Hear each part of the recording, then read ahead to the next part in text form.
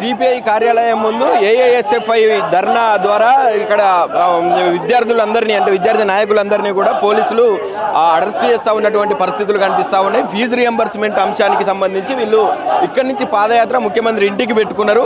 ఆ కార్యక్రమాన్ని నిర్వీర్యం చేస్తూ ఈరోజు ఇక్కడికి వచ్చినటువంటి ఆ పాదయాత్రలో పాల్గొన్నటువంటి విద్యార్థి నాయకులు ఎవరైతే ఉన్నారో వాళ్ళందరినీ కూడా ఏఐఎస్ఎఫ్ నాయకులందరినీ కూడా ఆ పోలీసులు ఈడ్చుకెళ్తా ఉన్నటువంటి తరుణం కనిపిస్తూ ఉన్నది. అంటే ప్రధానంగా 2.5 సంవత్సరాల నుంచి కాలయాపన చేస్తున్నటువంటి రాష్ట్ర ప్రభుత్వం తక్షణమే ఫీజు రియంబర్స్మెంట్ని అమలు చేయాలి, వాళ్ళ పెండింగ్లో ఉన్నటువంటి బకాయిలన్నింటినీ కూడా చెల్లించాలని చెప్పి దానికి సంబంధించి వీళ్ళు మళ్ళొకసారి అనేక దఫాలుగా వీళ్ళు ధర్నాలు చేసినటువంటి సందర్భం కనిపించింది. మళ్ళొకసారి ఈరోజు రోడ్డుకి ఆ ఇంటిని ముట్టడిచ్చే ప్రయత్నం అంటే దానికి సంబంధించినటువంటి కార్యాచరణ చేపట్టి ఈరోజు చేస్తూ ఉన్నటువంటి సందర్భం కనిపిస్తూ ఉన్నది. ఒకసారి మాట్లాడే ప్రయత్నం చేద్దాం, అసలు ఏమంటున్నారు, ఏంది పరిస్థితి అనే దాని మీద ఒకసారి చర్చించే ప్రయత్నం చేద్దాం వీళ్ళతోటి. అంటే ప్రధానంగా వీళ్ళు చెప్తా ఉన్నటువంటి సందర్భం ఏంటంటే మొన్న భిక్షాటన కూడా చేసినటువంటి సందర్భం కనిపించింది. ఇప్పటికీ కూడా ఇంకా ప్రభుత్వం ఎటువంటి స్పందన వస్తలేదు ప్రభుత్వం నుంచి అని చెప్పి చెప్తా ఉన్నటువంటి పరిస్థితి కనిపిస్తూ ఉన్నది. అంటే ముఖ్యంగా ప్రధానంగా చూసుకుంటే రీసెంట్గా ఒక విద్యార్థి ఈ ఫీజు రియంబర్స్మెంట్ అంశం మీద మాట్లాడినటువంటి సందర్భం కనిపిస్తూ ఉంది. ఈరోజు రేవంత్ రెడ్డి పెండింగ్ స్కాలర్షిప్ విడుదల చేయకుండా కాలయాపన చేస్తూ మేము పాదయాత్ర చేస్తుంటే అక్రమంగా అరెస్ట్ చేసి మమ్మల్ని తరలిస్తున్నారు. మేము శాంతియుతంగా పాదయాత్ర చేస్తుంటే పెండింగ్ స్కాలర్షిప్స్ పేద విద్యార్థుల కోసం మేము పోరాడుతుంటే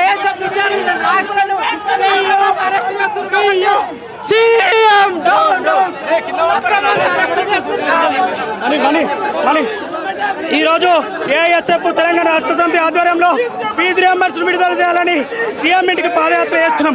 ఇప్పటి వరకు ముఖ్యమంత్రి గారు 2.5 సంవత్సరాలు అవుతుంది.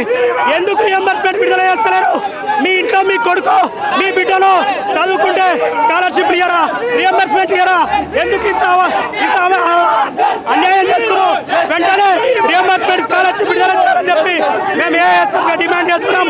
లేదంటే పెద్ద ఆందోళన కార్యక్రమం చేస్తున్నాం. పెండింగ్ ఉన్న స్కాలర్షిప్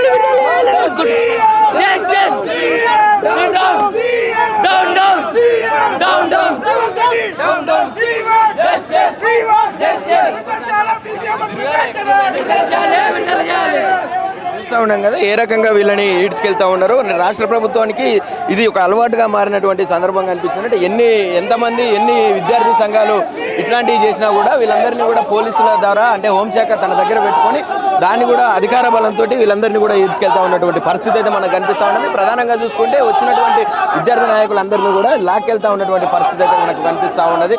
ఇదే రకాలుగా అంటే అనేక దఫాలుగా ఇలాంటి కార్యాచరణ ముందలేసుకున్నా కూడా ఇవన్నిటికీ కొనసాగుతూ ఉన్నటువంటి సందర్భం అయితే మనకు క్లియర్గా కనిపిస్తూ ఉన్నటువంటి సందర్భం అయితే మనకు కనిపిస్తూ ఉన్నది. అంటే ప్రధానంగా వీళ్ళకు ఉన్నటువంటి డిమాండ్స్ కేవలం ఫీజు రియంబర్స్మెంట్ అనే అంశం మీద 100 మంది విద్యార్థులు ఉన్నారు, 15 లక్షల మంది విద్యార్థులు ఉన్నారు. వాళ్ళందరి జీవితాలు ఏం కావాలి, వాళ్ళకు సర్టిఫికేట్లు కావచ్చు, కాలేజీలు పెడుతున్నటువంటి వేదనలకు వాళ్ళు గురయ్యి వాళ్ళు దానికి మనశ్శాంతి లేకుండా పోయి వాళ్ళ ఆత్మహత్యలు కూడా చేసుకునేటటువంటి పరిస్థితులు ఏర్పాటు చేసింది ఈ రేవంత్ రెడ్డి. ఖచ్చితంగా దీన్ని గద్దె దింపేది వరకు కూడా మేము నిద్రమో అని చెప్పి ఇక్కడ వీళ్ళు డిమాండ్ చేస్తూ ఉన్నటువంటి పరిస్థితి అయితే మనకు కనిపిస్తూ ఉన్నది. రాష్ట్ర ప్రభుత్వానికి హెచ్చరికలు జారీ చేస్తూ ఉన్నారు. చూసుకోవచ్చు ఏ రకంగా అంటే విద్యార్థి నాయకులు ఎవరైతే ఉన్నారో వాళ్ళందరూ కూడా ఇప్పుడు ప్రజెంట్ ఉన్నటువంటి ఇప్పుడు పోలీసుల మీద కూడా కొంత విరుచుకుపడుతున్నటువంటి సందర్భం కనిపిస్తూ ఉన్నది. వీళ్ళందరినీ కూడా దాదాపుగా ఇక్కడి నుంచి తీసుకెళ్లే ప్రయత్నం అయితే జరుగుతూ ఉన్నది. వచ్చినటువంటి వాళ్ళందరినీ కూడా మనకు ఇక్కడికి వచ్చినటువంటి నాయకులందరినీ కూడా అరెస్ట్ చేసి ఇప్పటికీ ఇక్కడి నుంచి తరలించే ప్రయత్నం చేస్తూ ఉన్నారు. అంటే వీళ్ళు పెట్టుకున్నటువంటి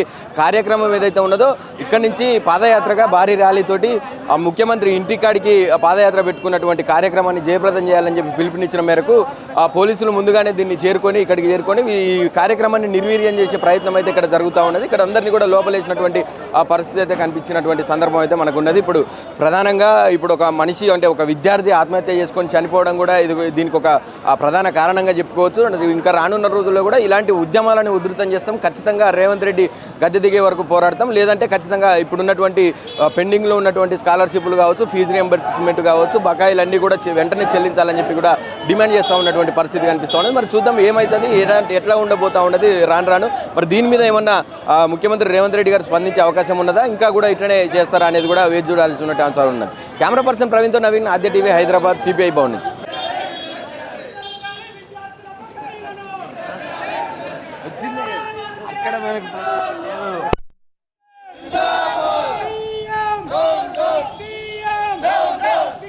తెలంగాణ రాష్ట్రంలో విద్యాశాఖ మంత్రిని ఏర్పాటు చేయకపోవడం రాష్ట్రంలో విద్యాశాఖ మంత్రిని ఏర్పాటు చేయకపోవడం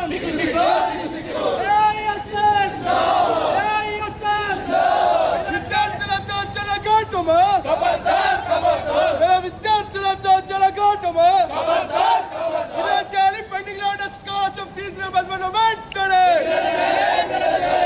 చేయాలి పెండింగ్ లో డిస్కస్ ఫీజు రీయింబర్స్మెంట్ పోరాడు చేయాలి ఫీజు రీయింబర్స్మెంట్ వెంటనే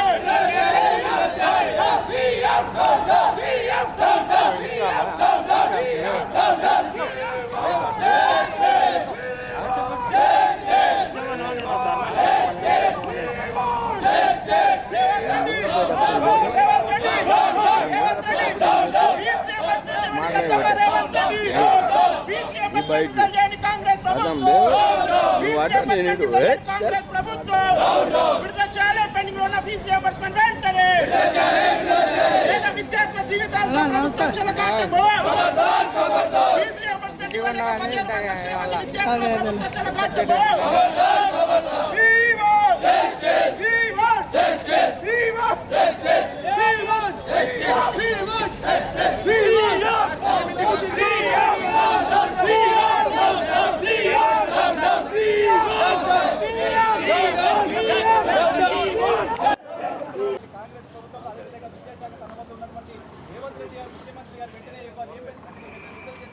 రాష్ట్రంలో ఉన్నటువంటి 15 లక్షల మంది విద్యార్థులకు న్యాయం చేయాలని డిమాండ్ చేస్తున్నాము. దాంతో పాటు ఈరోజు కాంగ్రెస్ ప్రభుత్వంలో ఓటు బ్యాంకు రాజకీయాలు చేస్తూ ఉన్నది. ఈరోజు ఎవరైతే ఓటు బ్యాంకు ఉందో వారికే సంక్షేమ పథకాలు విడుదల చేసే పరిస్థితి ఉన్నది. అంటే ఈరోజు రైతు బంధు కానీ రైతు బీమా కానీ దాంతో పాటు నిన్న ఆర్టీసీ కార్మికులు సమ్మె చేస్తే